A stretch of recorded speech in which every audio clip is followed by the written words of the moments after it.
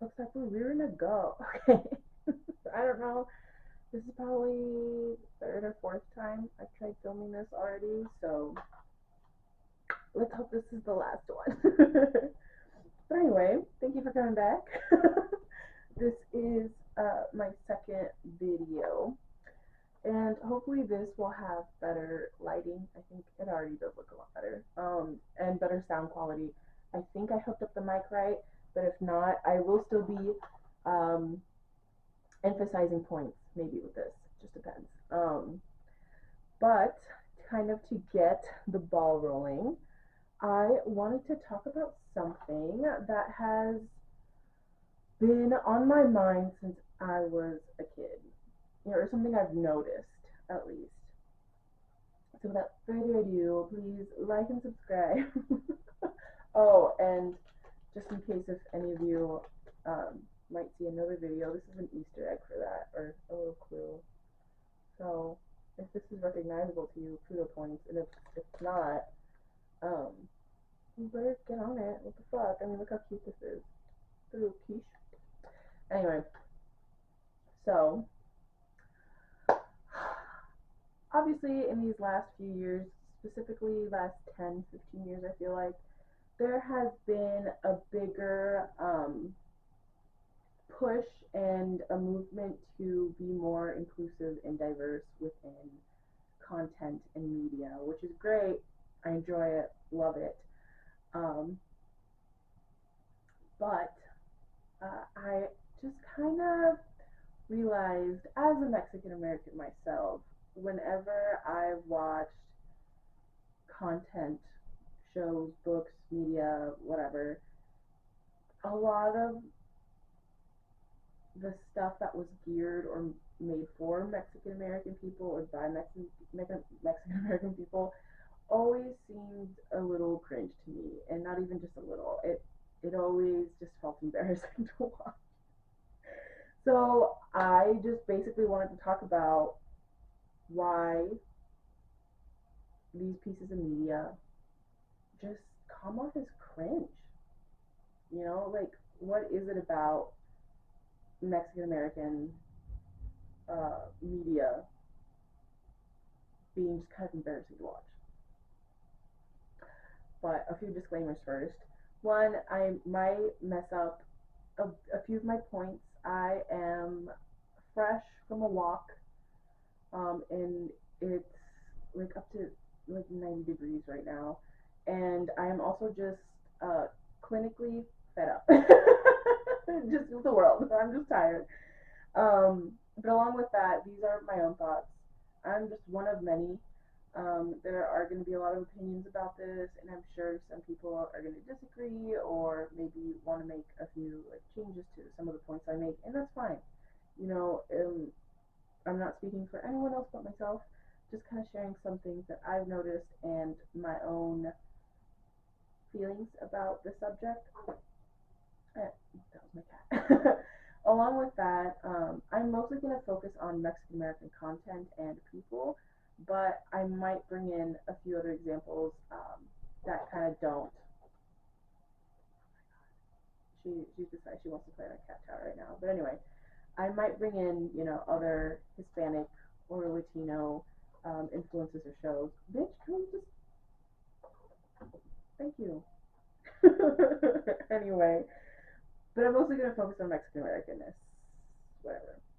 And last disclaimer, I know that part of it might be of some sort of internalized prejudice or bias, and maybe it's just something that I have to look inward and figure out about my own particular, view on it. But that's not for this video. But anyway, I guess to start off on why Mexican American content in the US just has to be cringe, we just kind of have to look at the history of the portrayal of Mexican American people or characters in the US. So, honestly, just to begin with, like, from the beginning, just even in, like, the not Cartoon Network, oh my gosh, like, Looney Tunes, there we go. Speedy Gonzalez. I don't consider Speedy Gonzalez incredibly offensive. It's just more like, duh, like, of course, whatever. But it kind of gives a good standing point as to how the perception of Mexican American people, or even just Mexicans, in the U.S. It's, you know, very stereotyped, not very nuanced, and depends a lot on of what is a surface level understanding of that demographic or demographics. And I guess into more contemporary uh, examples, Adam Sandler has this thing of like always wanting to include like Mexican jokes or just like Mexican characters that are very stereotypical. If any of you saw the movie Jack and Jill, there's this one scene where he goes to a party and it's like it's maybe not the best representation, but even then he has this movie called Spanglish. It's been forever since I've seen that, and I don't think I ever even really saw it completely, but it's following the story of a maid who has a kid, and she is just trying to do her best and live her life in America. And I feel like her role was just more used as a tool for the people around her. But anyway, but yeah, and a lot of these sort of flat characters or representations are just kind of due to the fact of the people who were the people who've been writing them. Majority of the people who create these shows, movies, what have you, are white people, and they don't have the best understanding and don't really have the same urge to get to know a little bit better or tell a little bit more nuance, or maybe just not even be stupid and include some of the stuff that they do. Um, so obviously that's number one, but also some of these may have been written, or maybe some shows that I find cringe about Mexican Americanness might seem cringe because while there might be Mexican American creators, writers, actors involved, there's obviously still a lot of executive influence. Whatever the executives want, if they want to change something, they have a lot of power and authority um, to enact that change and maybe tell, like, hey, we like this better. And it might change in, what was it originally a genuine story into something that's a little bit more, you know, one toned. So historically, I feel like that's sort of been the issue with Mexican American content, characters, stories in the U.S. But recently, obviously, with the boom of inclusion and diversity, oh God, I might kick out of my room. Um, with the boom of inclusivity and diversity and stuff, a lot of people have been able to tell stories that were, people who were previously or still are marginalized. And so it's still kind of shocking to me now as a person who's seeing a lot of this new content, having the same feelings that I did when I was a kid. Like, this is kind of cringe. Like, why is this kind of embarrassing? Like, I don't even really want to keep watching. So, why is that? And I think the first point as to why is that it just tries too hard. And I think this is a lot more concentrated and noticeable, a lot more noticeable in like short form content, online influencers, especially with like TikTok or Vine, if we're going to go into prehistoric examples. A lot of the content made, um, it just tries too hard to be Mexican. And it just, I don't know, it gives off this feeling of like desperation to be seen, or desperation of finally being seen, and you're just like wanting to show that, but also the desperation of wanting to be relatable. And I think because of those two, a lot of people, Mexican American people creating this content, just stick to tropes and stereotypes and really just hone in and zero on those like little stereotypes and tropes that obviously a lot of us know about, but it gets to the point where it just becomes really flat. It just becomes like, jokes about airplane food. Like, okay, yeah, we've heard this 1,000 times. Like, this has become a cliche, and it's more annoying than anything else. And while I get that, not every piece of content is going to be amazing, or going to be, like Pulitzer Award winning or, Oscar Award winning, like, it just feels like so much of the content is just trying way too hard. And it's becoming even flatter and even more, I don't know, cliched, I guess, to the point where people outside of the Mexican American demographic are starting to catch on to these jokes. Like the amount of people who aren't Mexican American who come up to me like, "Oh, the chancla, right?" And I'm just like, "Aha!" Of course, the chancla, you would know that. And it just sticks to really, honestly, kind of ignores at the heart or the core of genuine stories and experiences. It just is the outer shell. And with some of those, oh my god, and I think it tends to ignore, um, girl, I fell in. I swear to God, that won't happen next time. um, yeah, so it makes a lot of these videos and stuff seem like a stereotype, and it quickly gets old. Like there's only so many times I can laugh at a chunk up joke, and then honestly, I stopped laughing at it in 2013.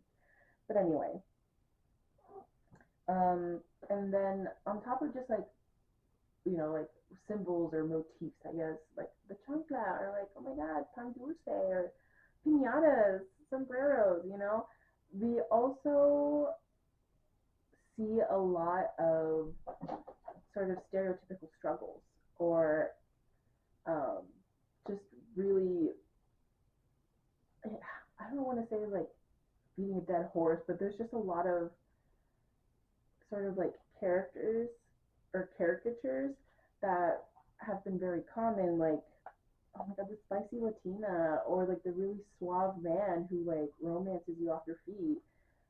But also it really, there's been a lot of capitalization on certain struggles. So, you know, the poor Mexican American mom who's a maid who's just trying to do her best for her kids, or oh, like the construction dude who's really rough and gruff and very macho machismo dude, and to the point of maybe more traumatic stories that are just being hit on and again and again and again, like stories of undocumented people. And while those stories are important to tell, I do think that I think sometimes those struggles kind of become fetishized or they kind of just become poverty porn.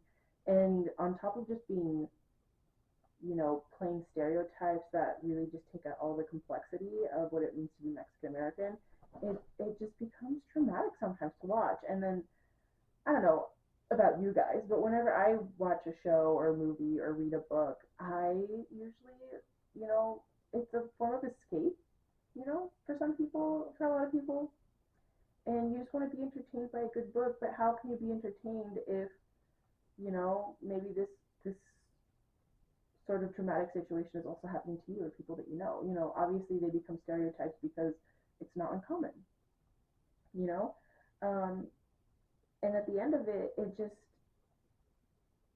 becomes a story that is overplayed but not genuinely telling a story. There is no, and I hate saying it, there's no authenticity. Where's the authenticity? it it's just relying on these too much that it becomes a crutch, and that's it.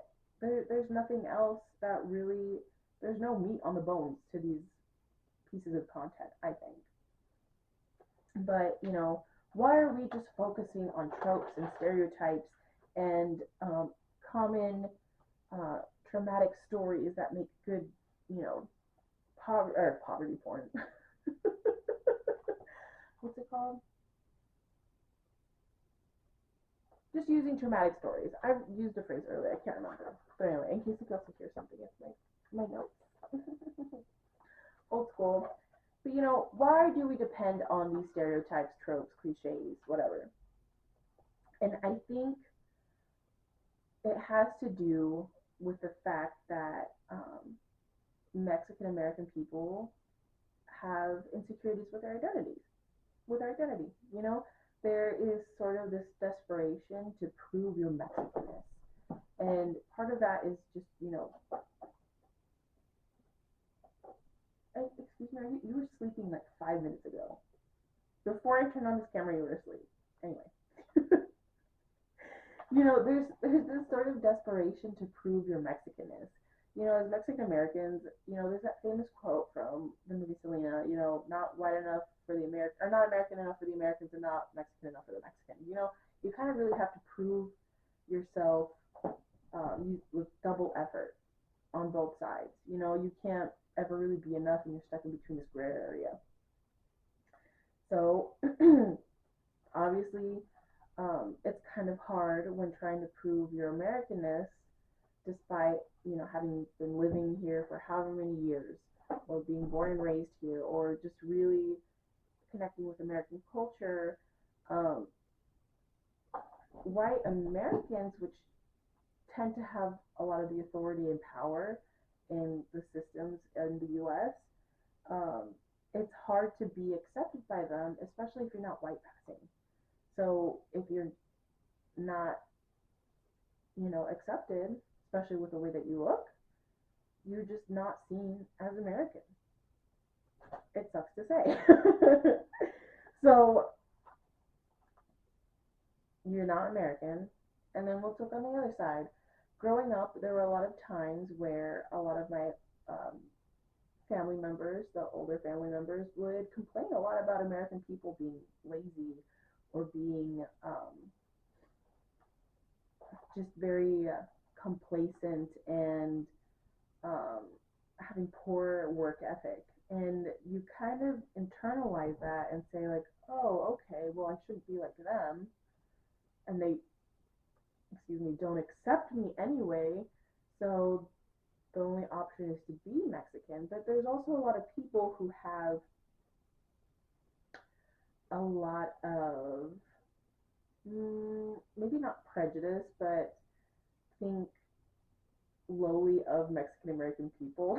Like, there's this one time I signed up for the scholarship in high school, and part of the rules of the scholarship is that you had to work a day at.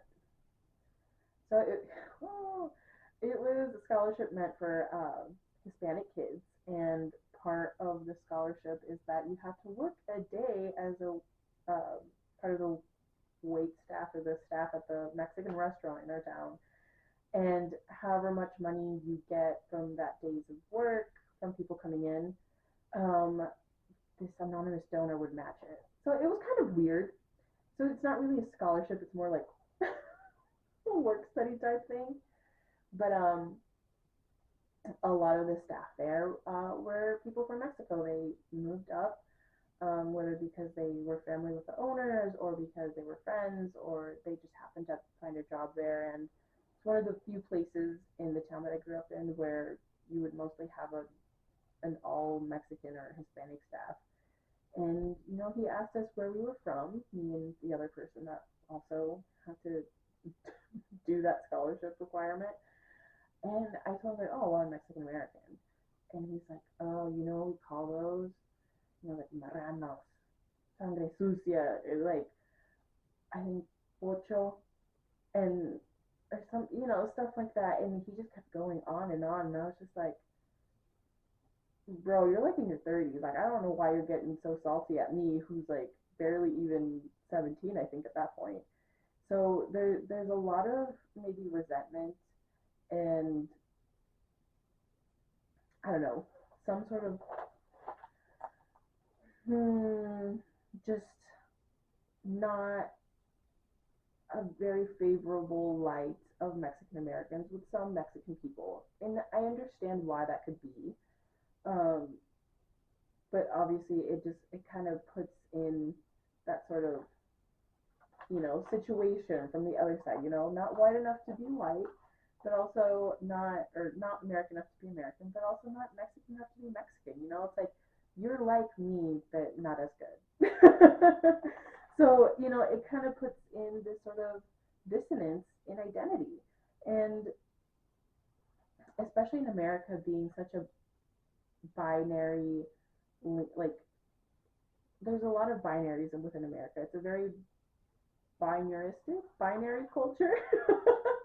I mean, there is like America versus the redcoats. There's Republican versus Democrat. And really, when it comes to race in America, it's very much white versus black. Um, and and it's hard to sort of place ourselves in that as Mexican Americans because we're not, well, some of us are white, but for the way that most people perceive Mexican American people or Mexican people, they don't really see those demographics as white.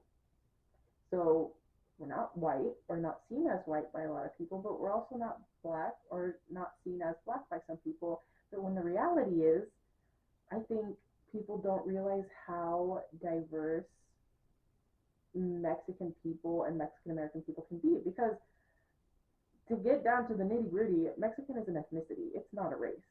And people forget that there are white people in Mexico. It was colonized by the Spaniards.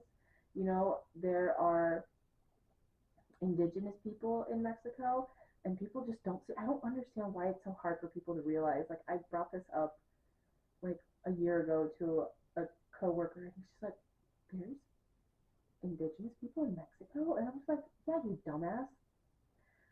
And then there's also Afro Mexicanos. Like, there were a lot of black people who were brought over during colonialism, um, as slaves, and after that, there was just a lot of migration from different countries. So we have a lot of Arab influences, we have a lot of European influences outside of Spain, and a lot of like African influences as well.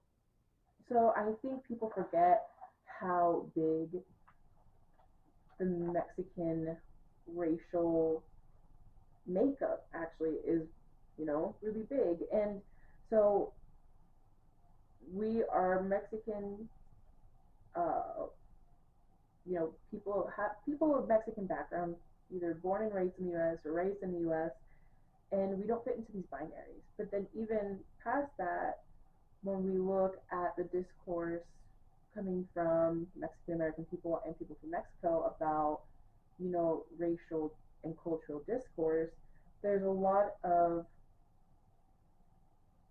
discussion of whether, like, oh, well, you know, there's just been this very long-standing idea or ideology of like mestizaje, la raza, and part of that came from colonial tactics to whiten or lighten the population, the indigenous and black population.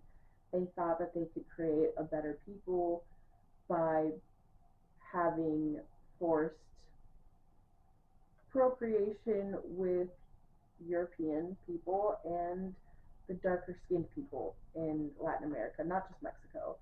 And so there's sort of this new uh, group of people called that, mestizos, mestizaje. So it's literally like translates more to like a mix, mixed people. And that is where La Raza also came from. But I don't think a lot of people understand the sort of like racist roots, um, with those. um, and then so a lot of people identify with, oh, I'm mestizo, la raza, mestizaje, whatever. But then there's this new ideology of, realizing, acknowledging the racist past with those terms and with those ideologies. and trying to reconnect with indigenous culture. And a lot of people I've seen online, talking about retribalizing or reconnecting with indigenous roots. But on the other side of that, not everyone in Mexico has links to those indigenous peoples and indigenous culture and um, you know influences have been appropriated, definitely, and taken advantage of. There's really no respect for indigenous people, but very much like in America, a lot of people really admire indigenous culture or aspects of indigenous culture and kind of pick and choose what they want. So while I think it is important to reconnect it with indigenous culture, if that is something that is, you know, that you want to do and applicable to you, it's always not done correctly or respectfully. So, la raza, mestizaje, reconnecting, retribalizing, but there's also, white Mexicans, white Mexicans, and there's also Afro Mexicanos. So there's just a lot of, you know, discourse and disagreements within the Mexican American and Mexican people of how to identify. And I think a lot of people are trying to find a blanket label or a blanket statement to be able to just fix everything and like everyone can agree on it, but that's just not going to work. But of course, how are people in America who might be a little separated from those types of discourse happening in Mexico? And in America, especially if we're not getting that the discourses that are happening um, in Mexico, and America's so binaristic, and we're not fitting in that binary, then you know, then who are we? And then like where do we get inspiration and stuff that kind of fits and resonates with us? And I think another problem with that is the fact that a lot of Mexican American culture and history has been erased from the American education system. There was, I think, in Arizona back in 2010, there was a law that passed banning Mexican American history classes. And I don't think it's just in Arizona. I think a lot of southern states like Texas and New Mexico, probably, if I'm remembering correctly, I might be wrong about that, where Mexican American courses, high school classes, have just been banned. And so I don't think a lot of people realize about the struggles of Mexican American people and Mexicans in the US. The forced deportations of Mexican Americans, people who have American passports and, um, who, deserve to stay, in the country that they're citizens of, and the deportation of obviously Mexicans from a lot of the southwestern states. So, like in California, all the way down, following into Texas, there were a good amount of people that were deported just because of their heritage or the way they looked. And I don't think people understand that Mexican American people and Mexicans were also lynched. They also faced, um, segregation. They faced the same or similar, um, forces of racism and oppression and, um, you know, a lot of the similar challenges that, black people and other marginalized people have faced in this country. Is it the same? No, but I think a lot of people just don't know that, and it's really hard to acknowledge and recognize. Um, but because there's basically a giant blank space and erasure of Mexican American history in the U.S. So it's just like, okay, well, what we have is either not there for us to be able to learn about ourselves and our history, and the stuff that is available is kind of cringe because it's so forced. I think another reason why a lot of the reason why that Mexican American people in the U.S. don't really like content made and geared towards Mexican American audiences is because the appropriation of black culture, like, it's true. It happens, you know. I think a lot of people, I think many of us sort of, even if we acknowledge it, there's this sort of idea it's like, oh, well, people of color can't be racist. Yes, we can, obviously. And especially with colonial influences and forces, um, especially like the ones that happened in Latin America, um, there is a lot of, you know, racism, but also a lot of appropriation. Obviously, like I talked about earlier with indigenous culture, um, I think Mexican Americans in America just find black culture more appealing. And that's problematic, not because, you know, like, oh, appreciation of black culture and black people, but it's just like, oh, this is cooler, so I'm going to make it mine.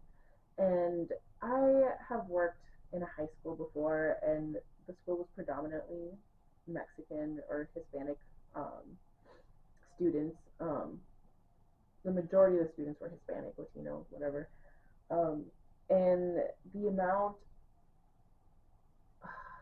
man, it is so disappointing just to think about, but the amount of times where I had to stop a student talking about, you know, black culture or black people in a way that just was very disrespectful, and you know it, but you know they were trying to say is like, oh well, I'm not white, and they're like, oh well, you know, it's just cooler, you know, and it's like, well, no, Timmy, you can't just excuse yourself and say that you're not racist because you're not white. And also, you can't be taking parts of a culture that you're not even being respectful towards. You can appreciate it, and I think you can applaud it, but the way that you're doing it is literally appropriation, you know. And I think because of the appropriation of black culture, it's also kind of become an obsession with some people in the U.S. and you know, and it's it's sad because I think we could all do better in appreciating each other in ways that are respectful, obviously. But, you know, especially with Mexican American content kind of not being the best, you know, their students, kids, Mexican American people in general are going to try to find something that resonates with them. And they might just do that in the worst ways possible. They might also do it respectfully. I don't know. There's just a lot of mix. But I think this is one of the reasons as well, um, you know, because there's a lack of security within identities in the Mexican American population, and there's also just the erasure of Mexican American history in the U.S. So it's kind of just like, well, we're not white, so we're just gonna go to black culture and just take part of it, which isn't, you know, obviously like the correct thing to do. Um, but I really think all of these together, with content being too forced and with the identity sort of crisis and taking from indigenous and black cultures, I think these are the main factors into why just like why Mexican American content, books, whatever, it just tends to be cringe. And I think a lot of it is also, you know, a lot of these stories, shows, books aren't just coming from a genuine place. And they're trying to be like, here, a Mexican American thing. Don't you like it? Don't you feel included? But it's just not done in a way that is actually going to resonate with people. Like, for example, this book is I never finished it, to say the least. It I think it very much, like I said earlier, relies on stereotypes and sort of like, it reminds me of Flat Stanley. You know, it's just very much just like one toned, one layered, one dimensional story that it just kind of feels like a stereotype, and it just kind of feels like an after school special. Um, so I guess, you know, after all the points of like why this might be or what's causing it, what can be done about it. On an individual level, it feels really hard to be able to say that there's something that can be done because sometimes you feel so powerless. We're not executives. Most of us aren't executives in really big production companies. We're not working with publishers. We're not high fancy schmancy editors that have, the say over stories or, the influence to kind of guide stories into a specific direction.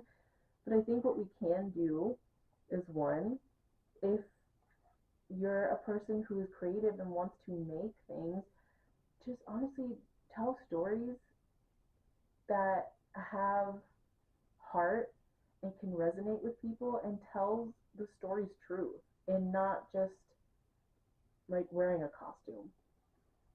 And I guess an example of that, now this book, Bless Me Ultima,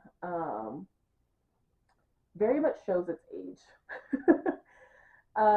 You can tell a lot of the gender norms and expectations are played in here, and it just shows its age very much. But I actually finished this one. I didn't finish this one. You know, I think, and the reason is because this one just like there was actually a story that was trying to get something across. You could tell the author was writing something that was important to him, and you can really tell a difference when there's a lot of heart and care and effort put into something. And while this was at times annoying to read because of some of the old-fashioned values in it, it was still a lot easier and more entertaining for me to read. And I think it I find more value in this with all its faults than I do with this. So if you're a creator,